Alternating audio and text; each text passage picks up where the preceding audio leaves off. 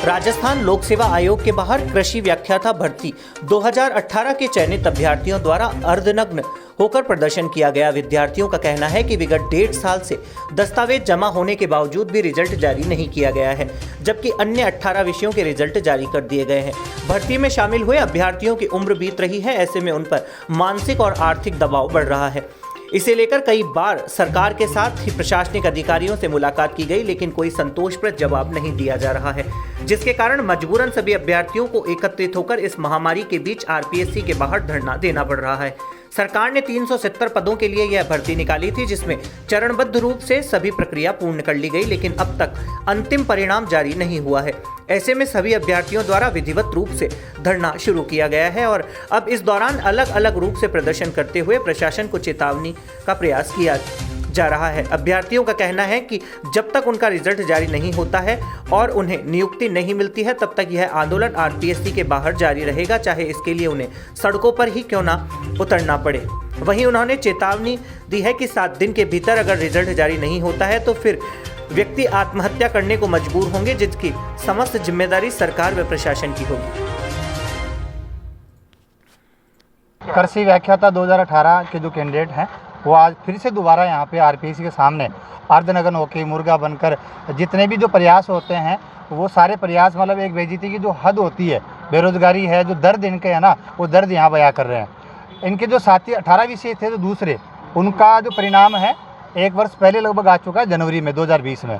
अभी कृषि व्याख्याता का अंतिम परिणाम है वो बाकी है और बच्चे आरपीएससी है, बीकानेर है, जयपुर है, लगातार धरने पे धरना और लगातार प्रयास कर रहे हैं, लेकिन सरकार एक नहीं सुन रही है और इनको अभी तक ये भी संतुष्टिपूर्ण जवाब नहीं है कि इनका परिणाम क्यों रुका हुआ है।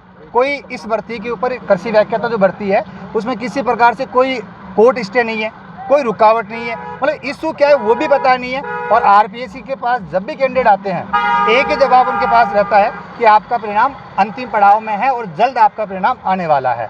लेकिन बच्चों को 1.5 साल यानी डॉक्यूमेंट जमा होने के बाद 1.5 वर्ष हो चुका है, फिर भी अभी तक इनके पास आरपीएससी और गवर्नमेंट की मतलब क्या मंशा है, किस प्रकार की। ये देखिए कोविड-19 2 साल हो चुके हैं, बच्चों की स्थिति बुरी है। अभी अपने आप देखा जैसे घनश्याम जी सर है और भी जो लोग हैं 45 वर्ष के लोग 3 वर्ष से घर बैठे हैं, पैसा 1 रुपये नहीं है, खाने के उनके बिल्कुल पैसे नहीं उनके पास। किस प्रकार की स्थिति है वो आप यहाँ पे देख सकते हो। क्या दर्द उनके जो लोग हैं उनका जो दर्द है उसको आरपीएससी नहीं समझ रही है, आराम से बैठे रहते हैं, किसी प्रकार बच्चों को कोई संतुष्टिपूर्ण जवाब नहीं है। तो ये गवर्नमेंट और आरपीएससी के सामने इस प्रकार की नीतियाँ है।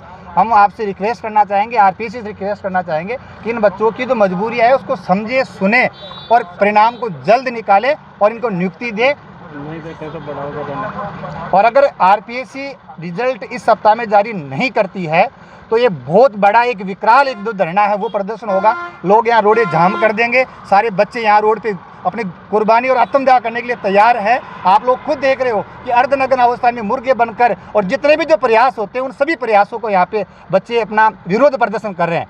कहीं ये ना हो कि किसी कैंडिडेट भूख से मर जाए। यहाँ अनशन होगा और बिल्कुल आमरण अनशन पे यहाँ पे लोग बैठेंगे और हम कल से धरना दे रहे हैं, विशाल रूप से धरना दे रहे हैं। रिजल्ट और यहाँ से नियुक्ति लेके ही हम जाएंगे, ये हमारा दृढ़ निश्चय है। आपका नाम? मुकेश कुमार टोडाउत। खबर की हो सत्यता हो या खबर की अनकही दास्तां, होगी सच्चाई की वापसी। एसकेवी न्यूज़, सच्चाई की वापसी।